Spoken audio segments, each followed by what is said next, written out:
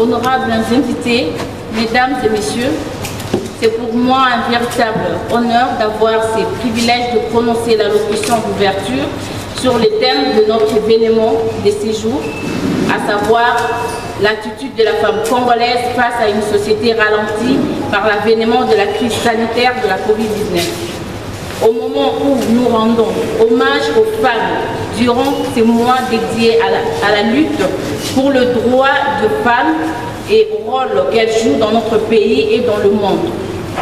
Ma brève allocution de cet après-midi ne vise pas à parler au nom des femmes, mais plutôt à relayer la vision du mouvement Bansoni autour de la nécessité d'apporter à travers cette conférence sa contribution à la réflexion pour l'avènement d'une génération plus visible et plus ambitieuse de femmes qui inspirent la société congolaise.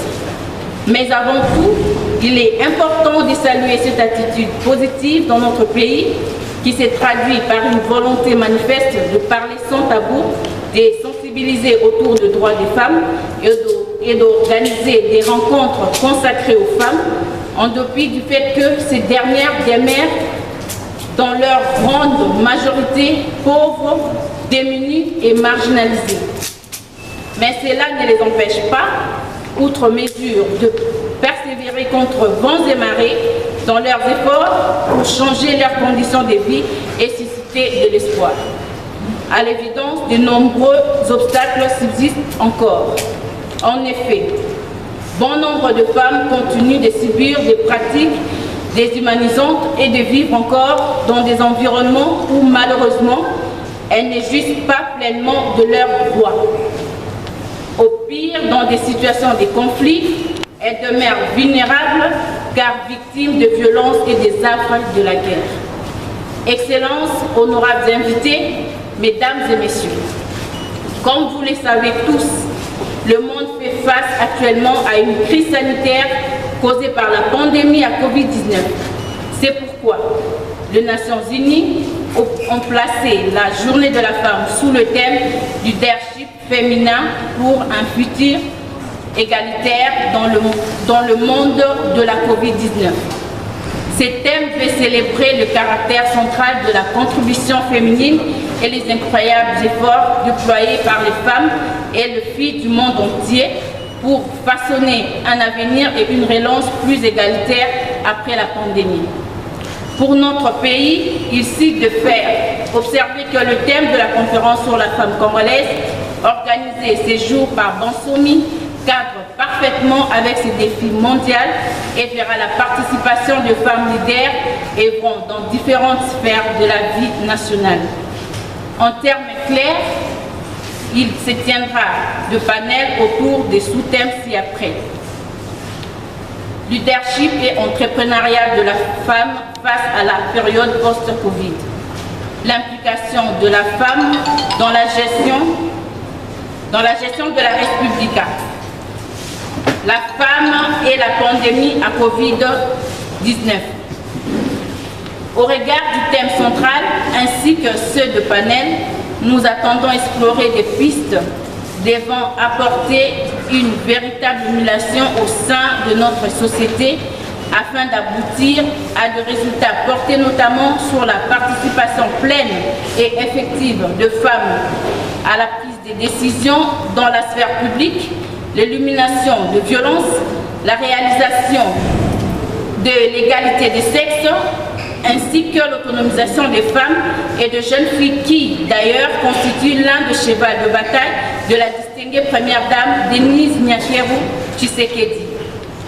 Ainsi, au regard de ce qui précède, le mouvement Bansoni saisit cette opportunité pour renouveler sa disponibilité à accompagner la vision du chef de l'État, son Excellence Félix Antoine Tshisekedi Tshilombo, dans son volet promotion de la femme, car ceci revêt un impact social de grande envergure et place la femme congolaise comme actrice du développement dans notre pays. À cet égard, il est utile d'affirmer qu'on peut juger un pays et sa réussite potentielle en fonction de la manière dont il traite les femmes et les filles. Excellences, honorables invités, mesdames et messieurs, Pour clore mon allocution, j'aimerais remercier vous tous qui avez accepté de vous joindre à nous en vue de cogiter sur des questions essentielles touchant non seulement aux femmes, mais surtout à la dignité et aux droits de la personne humaine. J'espère vivement que nos réflexions cet après-midi et notre célébration de la femme en tant que source d'inspiration porteront leurs fruits et contribueront à renforcer nos engagements à promouvoir les intérêts de la femme. Que vive la femme congolaise! Je vous remercie de votre aimable attention.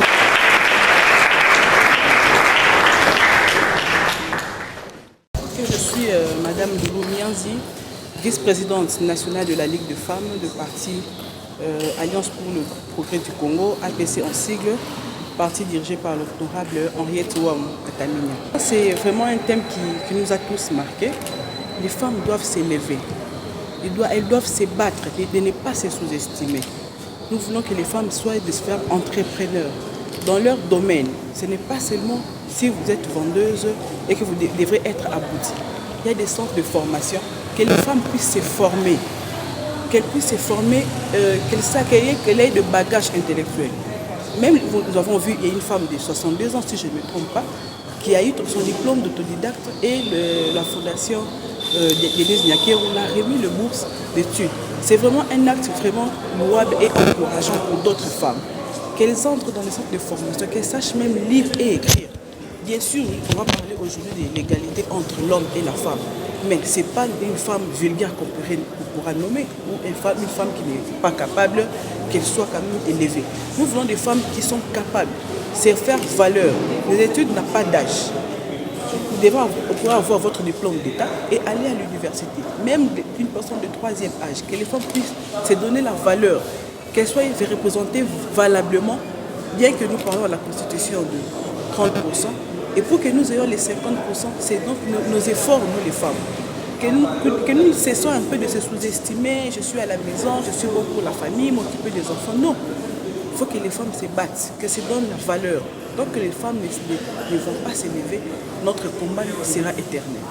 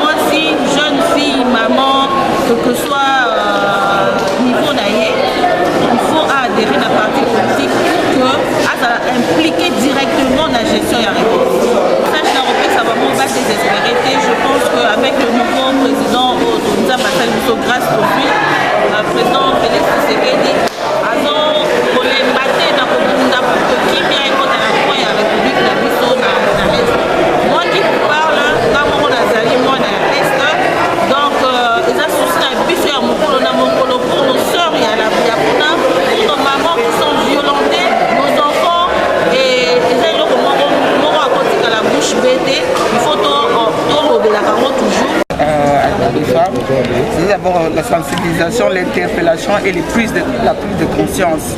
Les femmes doivent prendre conscience, laisser les enfants aller à l'école parce qu'il y a la gratuité, et puis se protéger contre le coronavirus parce que c'est une maladie réelle qui existe. C'est une maladie qui existe. Et puis la femme, pour accéder à la chose publique, elle doit être instruite. La femme doit s'instruire. La femme ne doit pas seulement rester à la maison, dire non, et commencer à envier les autres. Ils doivent s'instruire parce que l'instruction, c'est pour tout le monde. Ne dit-on pas qu'éduquer une femme, c'est éduquer toute une nation. C'est-à-dire la nation, c'est la femme. Quand on dit ça, c'est-à-dire qu'on voit la femme à travers la nation. La femme doit accéder aussi à la chose publique. Parce que la Constitution, elle met elle-même. La constitution, notre constitution de la République démocratique du Congo de 2006, quand vous lisez l'article 14, 13, 14 et 15, on parle de la parité. C'est-à-dire la femme doit accéder à la chose publique, la femme doit travailler, la femme doit s'instruire. Nous sommes venus sensibiliser la femme pour qu'elle prenne conscience de sa situation et pas qu'elle ne puisse pas croire que cette parité-là c'est sur un plateau. Une femme qu'il faut à la place qu'il faut. C'est toujours de conférence en conférence ici dans... Oui, et puis je dis aux femmes que ça se limite seulement, vous savez les mois de la femme, que ça ne se limite pas seulement au port de pagne, et puis après les mois de la femme, le mois de mars, c'est fini, les femmes oublient tout. Tout ce qui s'est passé aujourd'hui ici, ça sera oublié les mois prochains. Ça sera oublié le mois prochain. Moi, je souhaite à ce que ceci puisse continuer. De temps en temps, il faut réunir les femmes. Les réunir, les sensibiliser. C'est ce qu'ils doivent faire sur leurs droits. Tout ça. Par rapport à un message aux femmes qui sont violentées à l'Est, lesquels les messages? Les femmes, non seulement qui sont violentées à l'Est, nous sommes de cœur avec eux. Qui ne pensent pas que nous qui sommes à Kinshasa, nous nous réjouissons de leur situation. C'est pourquoi nous demandons que la justice soit faite. Et la justice sera faite. Parce que nous sommes dans un état de droit. Les chefs d'État ne cessent de prôner l'état de droit. La justice sera faite. La justice sera faite. Ok, ça va, merci. Je suis présidente de la Ligue nationale des femmes de l'APC, l'Alliance pour le progrès du Congo de Madame Henriette. Moi, je n'aime pas vraiment dire que célébrer le mois de la femme, j'aime dire réfléchir pendant ces mois, mettre un accent sur ça, parce que parler de la femme, ce n'est pas seulement pour le mois de la femme, c'est durant toute une année, durant tous les temps qui nous est donné. Et seulement l'occasion, comme l'occasion nous est donnée pour le mois de mars, je ne cesserai de le dire que la femme, comme nous le prônons à tout moment, et nous voilà, il y a l'égalité, oui, l'égalité que nous prônons, l'égalité plutôt que nous cherchons, c'est sur le plan, je peux dire, du coefficient intellectuel, parce que dit-on, le cerveau n'a pas de sexe. Le cerveau n'a pas de sexe, c'est pour dire que nous, les compétences sont mêmes entre hommes et femmes. C'est tout ce que nous sommes en train de plaider, parce que souvent nous trouvons il y a des déséquilibres sur beaucoup de plans, sur le plan social, économique, politique. Or, on est femmes. Bon, disons, quand on dit qu'on est homme, c'est-à-dire homme dans le genre, il y a hommes et femmes. Les réflexions, c'est... Bon, un petit message pour toutes les femmes qui sont violentées à l'Est du pays. Vraiment, ça a toujours été un grand regret pour moi. Ça, je l'ai toujours dit, ce sont des voix sans voix. Il faut des gens pour plaider pour eux, malheureusement. Malheureusement, c'est vrai, on en parle à tout moment, mais nous les soutenons des lois, parce que ce que nous faisons ici, c'est chercher toujours des résolutions par rapport à elles. Ce n'est pas parce que nous sommes ici, c'est vrai, nous ne sommes pas violentés comme elles, mais quand même il y a aussi des violations ici. Mais ce qu'elles subissent, c'est vraiment regrettable et nous sommes toujours de cœur avec elles. Madame Mireille Mouillaré. Que pensez-vous de cette conférence débat sur les chiffres? Alors, j'ai été d'abord surprise par l'intervention des intervenantes, excusez-moi la tautologie, surtout de la dame juriste, la présidente au cours d'appel. Je ne m'y attendais pas du tout parce que je suis en train de travailler sur un projet qui doit un peu stimuler ces femmes-là de tribunaux à s'imprégner des dossiers de femmes délaissées avec des jugements mal rendus. Et c'était une très belle occasion pour moi de rencontrer cette dame-là. Et je pense qu'elle pourra m'aider par rapport à mon projet sur les femmes. Bon, en général, par rapport au mois de la femme, c'est un peu la routine. Parce que il faudrait qu'on se dise la vérité, c'est toujours les mêmes choses. C'est toujours des conférences, c'est toujours des belles paroles. Au lendemain, on oublie tout, on reprend la vie de tous les jours. Il n'y a pas d'apport considérable. Alors moi, j'aimerais vraiment que ça soit plus dans l'action que dans les conférences. Donc je n'ai pas vraiment beaucoup de commentaires à dire là-dessus. En tout cas, merci beaucoup. J'ai été très flatté d'abord, en remerciant particulièrement les femmes organisatrices de cette rencontre d'aujourd'hui, de ces conférences. Je crois qu'ils ont parlé sur la Covid. Et aussi, ils ont interpellé les femmes en général de bien gérer ce temps de la Covid où nous sommes conscients, nous sommes contraints de vivre avec la Covid pour ce deuxième vague. Et ils ont aussi parlé sur la prise de mesures barrières, beaucoup plus veiller sur les mesures barrières pour nous protéger nos compatriotes et nos frères et sœurs, la maison et tout. C'est tout ce qu'ils ont parlé d'une manière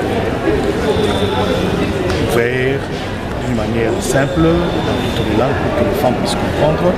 Autre chose qui m'a beaucoup tiqué, c'est qu'ils ont parlé aussi sur la formation de la femme.